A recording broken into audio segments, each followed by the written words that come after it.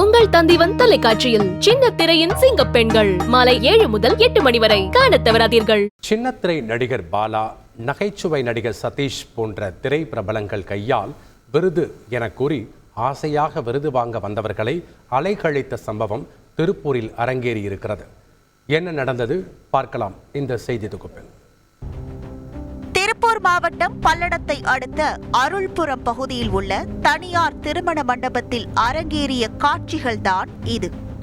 சமூக ஆர்வலர்கள், யூடியூபர்கள், தன்னார்வலர்களுக்கு விருது என்றும் திரைப்பிரபலங்களான நடிகர்கள் பாக்கியராஜ், நடிகர் சதீஷ், சின்னத்திரை நடிகர் பாலா, பாடகர்கள் செந்தில், ராஜலட்சுமி ஆகியோர் கையால் விருது என அதிரி புதிரியாக அறிவித்திருக்கிறது விழா ஏற்பாட்டாளர்கள் குழு.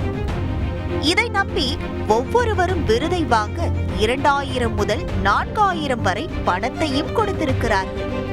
ஆனால் விழா நடப்பதாக சொன்ன நாளன்று அவர்கள் சொன்ன மண்டபத்திற்கு வந்தபோது அங்கே நடந்த காட்சிகள் தான் பலரையும் கொந்தளிக்க வைத்திருக்கிறது. ஆசையாக மேடையில் வாங்க வேண்டிய விருதுகள் குப்பைகள் போல போட்டு வைத்திருப்பதைக் கண்டு பொறுக்க முடியவில்லை அவர்களால். இந்த இயற்கான பெஸ்ட் சோஷியல் ஆக்டிவிஸ்டான அவார்ட் செலக்ட் ஆயிருந்தேன். ஆக்டர்ஸ் நிறைய பேர் வந்திருந்தாங்க. பாக்யராஜ் சார், அப்புறம் KPY பாலா சார், அவங்கலாம் வந்திருந்தாங்க. அவங்க கையால் தான் அவார்ட் ரிசீவ் பண்ணுவோம்னு நினச்சி வந்திருந்தோம். ஆனால் இங்கே எதுவுமே சொன்ன மாதிரி ப்ராப்பராக எதுவுமே நடக்கலை. அது மட்டும் இல்லாமல் அவார்ட்ஸ்க்கான ஃப்ரேம் எல்லாமே ஸ்டேஜில் குப்பை மாதிரி தான் எல்லாம் போட்டு உடச்சி கொடுத்துருந்தாங்க. எதுவுமே ப்ராப்பராக நமக்கான மரியாதை எதுவுமே கிடைக்கல. எக்ஸ்ட்ரா பேமெண்ட் நிறைய வாங்கியிருந்தாங்க. இப்போ என்கிட்டே உள்ள ஒருத்தங்க தம்பி வந்திருந்தாங்க. அவங்க உள்ள வரதுக்காக எக்ஸ்ட்ரா ஒரு 500 அமௌண்ட், இதுக்கு எல்லாத்துக்குமே அமௌண்ட் அதிகமாக வாங்கியிருக்காங்க. ஸோ யாருக்குமே சாட்டிஸ்ஃபைடாக இல்லைன்னு சொல்லலாம்.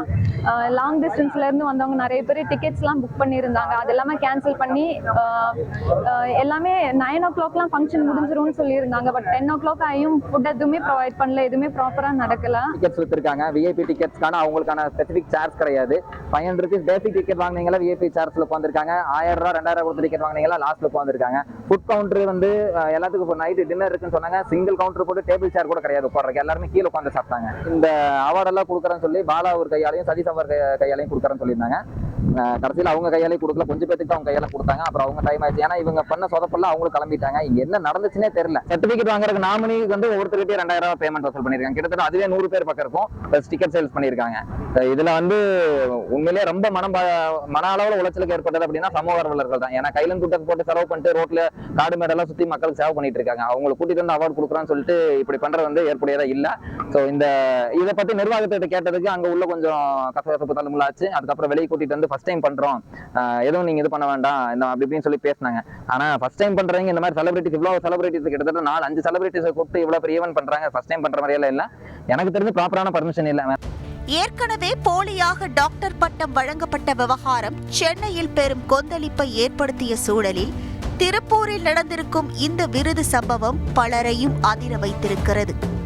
விருதுகள் என்ற பெயரில் நடக்கும் இதுபோன்ற நிகழ்வுகளை யார் கண்காணிப்பது என்ற கேள்வியும் எழுந்திருக்கிறது. உங்கள் தந்திவன் தொலைக்காட்சியில் சின்ன திரையின் சிங்க பெண்கள் மாலை 7 முதல் 8 மணி வரை காணத் தவறாதீர்கள்.